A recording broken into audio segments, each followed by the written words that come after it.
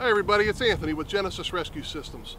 Today we'd like to show you a simple door removal with some techniques that you may or not be used to or aware of. For years we've always used the term of popping the door. What I'd like to show you is a different maneuver of rolling the door down off of the lock mechanism and the nadir pin. For example, this being the nadir pin, this being the lock mechanism.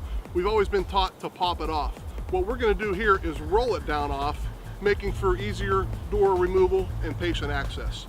If you don't already know this, you can usually tell where the nadir pin is by taking your pinky and your thumb, putting your thumb on the lock mechanism and your pinky straight down and over to the end of the door, and normally that's where you're going to find the nadir pin and lock mechanism.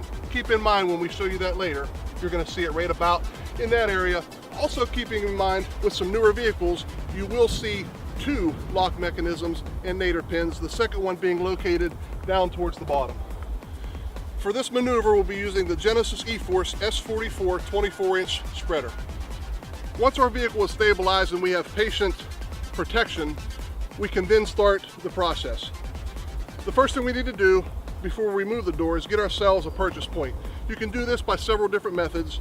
I either choose a Halligan bar in the slot here, or I choose a vertical door crunch maneuver with the spreader.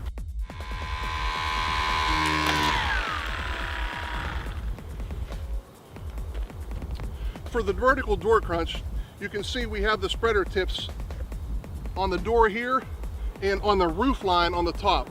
You don't want to just catch the door frame, we want to make sure we catch the roof line as well.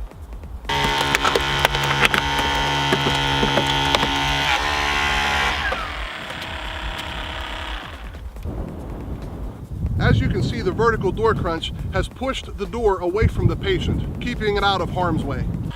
Now we want to move forward and roll this door down. We'll show you that technique. We also want to make sure as we're doing that, we never position ourselves between the tool and the vehicle. We always want to be on the outside of the tool we're utilizing.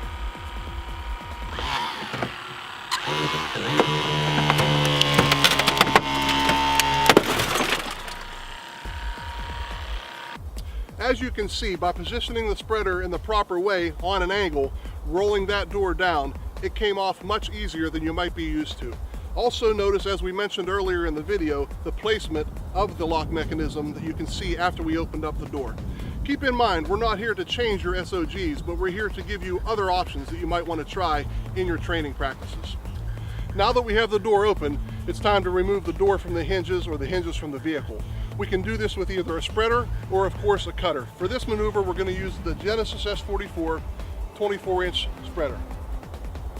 Notice the position of the spreader above the top hinge.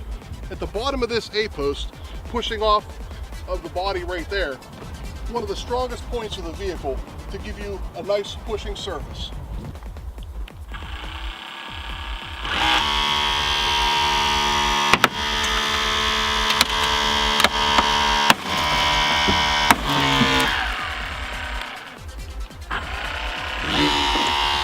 Notice very little to no intrusion where the spreader tip was resting. The door took the path of least resistance, removing it very easily on the top hinge. We'll now move to the top of the bottom hinge, but before that I'm going to go below the bottom hinge to show you the gull wing effect and why you would not want to go below that bottom hinge when doing it in this order.